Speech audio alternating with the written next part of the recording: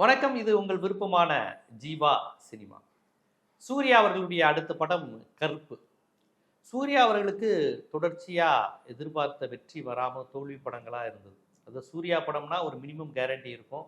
ஒரு family mass விரும்புவாங்க. லேடீஸ்க்கு ரொம்ப பிடிக்கும். கொஞ்சம் டீசென்ட்டான படம் வேணும்னு நினைக்கிறவங்களுக்கு சூர்யா படம் பிடிக்கும். ஏன்னா சூர்யாவுடைய படங்கள் அந்த மாரி ஒரு டோன் இருக்கும். சூர்யாவுடைய ஏன்னா சூர்யாவே ஒரு லுக் ஒரு டிக்னிட்டியான லுக்கை மெயின்டைன் பண்ணணும்னு நினைப்பாரு. தனக்கான ஆடியன்ஸ் யாருங்கிறதுல தெளிவா இருக்கக்கூடியவர். இப்போ அந்த சூர்யாவுக்கு பார்த்தீங்கன்னா இப்போ ரெட்ரோ எடுத்தாங்க. அது கூட பெரிய லெவலில் எதிர்பார்த்த படம். அது கார்த்திக் சுப்புராஜ் சூர்யா காம்பினேஷன் பெரிய லெவலில் எடுபடலை. அதற்கு முன்பு கங்குவா மிகப்பெரிய பிரம்மாண்டம் பாகுபலி மாதிரி இருக்குனாலும் அதுவுமே சூர்யா ரசிகர்களை எதிர்பார்த்த அளவுக்கு இல்லை. அது ஒரு மாதிரி வேற மாதிரி கதை ஸ்கிரிப்ட் வேற மாதிரி போனதில் சிறுத்தை சிவா போட்டு குதறி வச்சிட்டாப்புல சூர்யாவை. ஸோ இந்த நிலையில் சூர்யா நம்ம ஒரு ஜெய்பீம் சூர்யா ஒரு பெரிய கமர்ஷியல் ஹிட் கொடுத்த எவ்வளோ படங்கள் கொடுத்த சூர்யா, அந்த சூர்யாவை பார்க்கணும் அப்படின்னு சூர்யா ரசிகர் மட்டும் இல்லை, பொதுவாகவே ஆடியன்ஸ் சினிமா ஆடியன்ஸ்க்கு சூர்யா படம் போய் உட்காந்து ஃபேமிலியோட ஒரு ப்ளீஸிங்காக இருக்கும்னு எதிர்பார்ப்பாங்க. சூர்யாட்ட எல்லா விதமான விதத்தையும் இயக்குனர் பயன்படுத்திக்கலாம். நல்ல ஆக்ஷன், அதற்கேற்ற உடம்பு, லுக்கு, பார்வை, அப்புறம் ரொம்ப ஒரு டிக்னிட்டியான ஒரு உயர் அதிகாரியான கேரக்டர், ஒரு பியூரோக்ராட், அப்படி ஒரு சொசைட்டியில் ஒரு மரியாதைக்குரிய ஒரு முகம், நல்லா இங்கிலீஷ் பேசக்கூடிய ஒரு எலைட், அந்த லுக்குக்கும் நல்லா இருப்பாப்ல.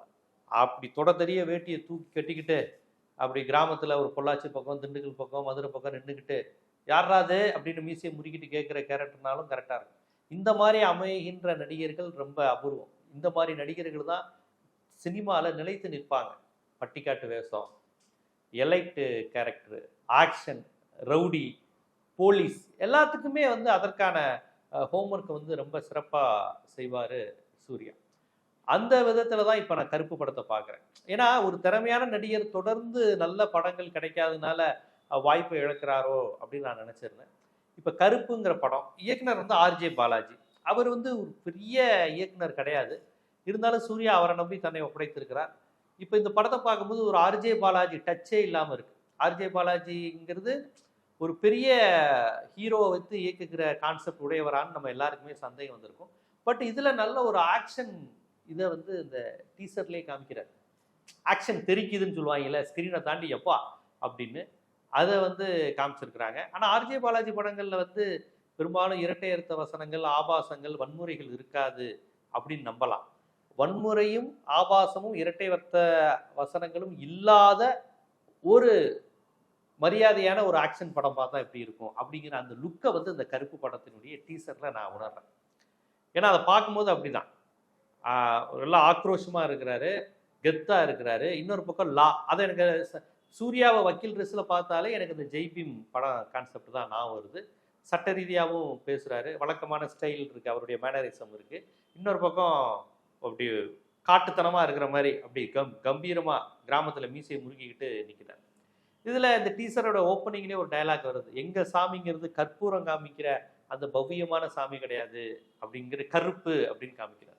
பொதுவாக அந்த எல்லை தெய்வங்கள், காவல் தெய்வங்களுக்கு ஒரு வரலாறு உண்டு. இது எல்லாமே சமண ஆசீவக சாமிகள், ஆரியத்தை எதிர்த்த சாமிகள். ஆரியத்தையும் சனாதனத்தையும் எதிர்த்த காரணத்தினால் ஊருக்கு வெளிப்புறம் மழையிலையும் வெயிலையும் நனைஞ்சிக்கிட்டு இருக்காங்க. நம்ம ஐயனார் சாமியாக இருக்கட்டும், முனியாண்டி, முனுசாமி, இந்த பேய்க்காம, விருமாண்டி, இந்த மாதிரி கடவுள்கள்லாம் பாருங்கள் ஊருக்கு வெளியே கோவிலுக்குள்ளே இருக்க மாட்டாங்க. அவங்க கோவில் ஸ்டைல் அந்த சாமி அப்படி அருவாளை வச்சுட்டு ரவுத்தரமாக நிற்பாங்க, குதிரை மேலே வருவாங்க, இவங்க போய் அந்த சிலைகளை வணங்கிட்டு வருவாங்க. மீசை இருக்கும் இந்த மாதிரி சாமிகளுக்கு. நல்லா கவனிச்சு பாருங்க.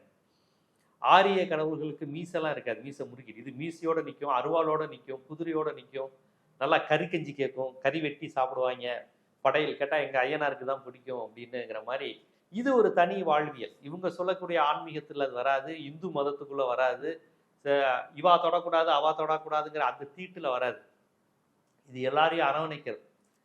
அந்த சாமி மலையிலையும் வெளியே நினைஞ்சுக்கிட்டு நிற்கும். அந்த சாமி பூசாரி உண்டியல் கேட்க மாட்டார், உண்டியலில் பணம் போட சொல்ல மாட்டாங்க. பூசாரி இவங்களாம் பார்த்து கறி மீன் சாராயம் வாங்கிட்டு ஜாலியாக இருப்பாங்க.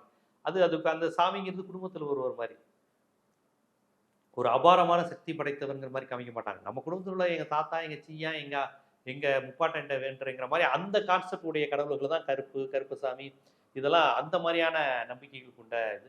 அதைத்தான் சூர்யா ஒரு டைலாக்ல பேசுறாரு. இது ஒன்றும் கற்பூரம் காமிச்சு பொங்கல் வச்சு சாப்பிட்ற சாமி கிடையாது. எங்கள் ரத்தத்தோடையும் உணர்வோடையும் எங்கள் வாழ்வோடையும் இணைந்த எங்க முப்பாட்டை சாமி மாதிரியான ஒரு அப்படிங்கிற மாதிரியான ஒரு விஷயத்த அதுல சொல்றாரு. ரௌத்திரமான சாமி இங்க சாமி அப்படின்னு சொல்றாரு. இதை எப்படி கொண்டு போறாங்க படத்துலன்னு தெரியல. சட்டத்தையும் காமிக்கிறாங்க, சாமியும் காமிக்கிறாங்க. இந்த எல்லை தெய்வங்கள், நாட்டு தெய்வங்களை இவர்களுடைய அதிகார வர்க்கத்துக்கு எதிரான ஒரு குறியீடா காமிக்கிறாங்களா, இல்ல சட்டத்தை விட சாமி தான் பெருசு, சாமி நம்பிக்கைகள் இதுல இருந்து தான் நம்ம எல்லாத்தையும் புரிஞ்சுக்கணும் அப்படின்னு வழக்கமான இந்த பையனை ரெட்ரோ படத்துல அப்படிதான் காமெடி பண்ணி விட்டாங்க. ஒரு தேவகுமாரன் பிறந்து வந்து விட்டான், இந்த இனத்திலிருந்து இவனை அழிப்பதற்கென்று ஒருவன் ஒரு ஹீரோ பிறந்து வர்றான், ஒரு கடவுள் பிறந்து வர்றான்னு இந்த கிருஷ்ண பரமாத்மா கதை, இந்த இயேசுநாதர் கதையெல்லாம் மிக்ஸ் பண்ணி ரெட்ரோ படத்துல ஒரு கதையை போட்டு கொண்டுட்டாங்க. அதெல்லாம் பழைய எம்ஜிஆர் காலத்துல இருந்து சொல்றது, இவனை அழிக்க ஒருத்தன் வருவான்டா அப்படின்னு. அது சாமியோட அருள் மாதிரியும் கடவுளுடைய குமாரன் மாதிரியும் இந்த கதையெல்லாம் 2500 வருஷமா மக்கள் கேட்டுக்கிட்டு இருக்கிறாங்க, உலக மக்களே கேட்டுக்கிட்டு இருக்கிறாங்க. அந்த கதையை கொண்டு வந்து ரெட்ரோல போட்டு இது பண்ணி ஒரு பகுத்தறிவுக்கு எதிரான ஒரு கதையை கொண்டு வந்து படத்தை தோல்வி படமாக்கிட்டாங்க. இது அந்த மாதிரி இருக்காதுன்னு நினைக்கிறேன். ஏன்னா ஏற்கனவே ஒரு முன்மாதிரி ஃபெயிலியர் இருக்கு ரெட்ரோ.